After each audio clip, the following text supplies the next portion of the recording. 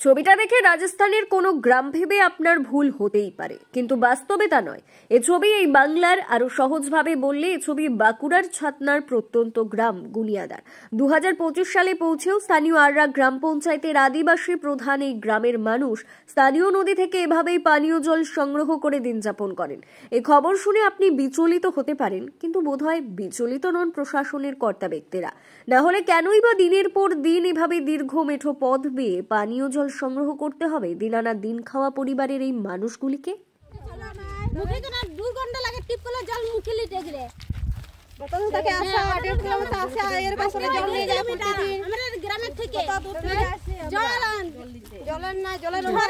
গ্রামবাসীদের তরফে জানানো হয়েছে, গ্রামে থাকা টিউবওয়েলগুলির জল পানির অযোগ্য। জনস্বাস্থ্য কারিগরি দপ্তরের তরফে পাইপলাইনের মাধ্যমে বাড়ি বাড়ি পরিশ্রুত পানীয় জল সরবরাহের নামে ট্যাপ বসানো হলেও তাতে জল আসেনি।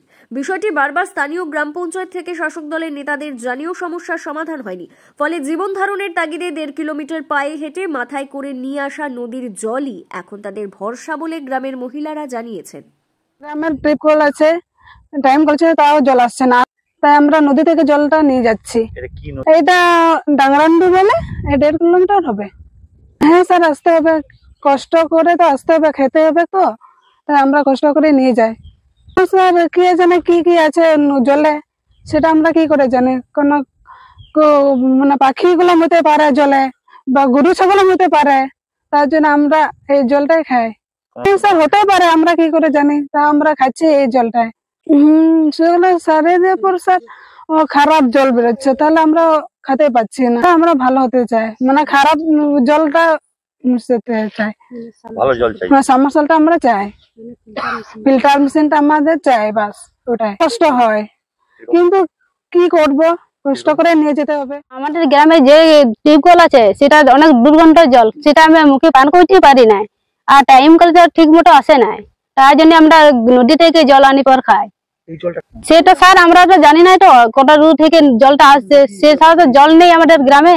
আর এবং এই আমাদের গ্রামে সব বাইরে কাজ করে আসে পর রান্না বান্না করে খায়, সব কাজের লোক, টাকা দেবা সবাই, সব আদিবাসী। স্যার জানিয়েছি, অঞ্চলেও জানিয়েছি, সে পার্টিকেও জানিয়েছি, কোনো ইয়া করে নাই, সংগঠন করে নাই, কোনো গ্রাহ্য করে নাই। তার আমরা জল চাইছি। এই অবস্থায় গ্রামবাসীদের পাশে থাকার আশ্বাস দিয়েছেন বিজেপির আররা অঞ্চল কনভেনর বিধান মণ্ডল। তার দাবি, এই গ্রাম কোনো উন্নয়ন হয়নি, জল সমস্যার স্থায়ী সমাধান না হলে গ্রামবাসীদের নিয়ে আন্দোলনে নামার হুঁশিয়ারি দেন তিনি। পানীয় জলের খুব অসুবিধা, 1-1.5 কিলোমিটার দূর থেকে পানীয় জল আনতে হয় নদী থেকে। রাস্তাঘাটের অবস্থা খারাপ, পানীয় জল খুব, টিউবওয়েল আছে সেগুলো খুব আর্সেনিক যুক্ত, সেটা খাওয়ার অযোগ্য।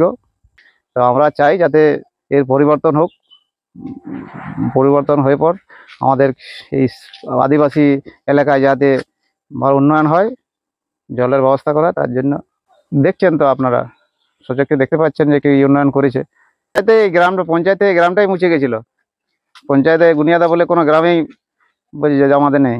এই নতুন করে আবার লিস্টে নাম উঠেছে ঘর, এই বাড়ির অবস্থা দেখতে পাচ্ছেন, একটা পাকা বাড়ি নেই। অতদিন ধরে আজ তৃণমূল সরকার চলছে, প্রধানমন্ত্রী আবাস জন্য একটা বাড়ি পায়নি।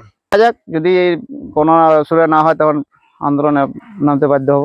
পুরো বিষয়টি নাটক দাবি তৃণমূল পরিচালিত ছাতনা পঞ্চায়েত সমিতির সভাপতি বঙ্কিম মিশ্রের। তিনি বলেন, গ্রামে টিউবওয়েল থাকার পরেও ট্যাঙ্কারের মাধ্যমে তো ওখানে জল পাঠানো হচ্ছে, তাহলে সব নাটক কেন বলেও তিনি প্রশ্ন করেন। গ্রামে 3খানা টিউবওয়েল আছে, ভালো টিউবওয়েল, জল ওখানে অ্যাভেলেবেল, ওরা কিন্তু এটা নাটক করছে। যাই বলুন আর তাই বলুন, সামনে নদী আছে, প্লাস 3খানা টিউবওয়েল আছে।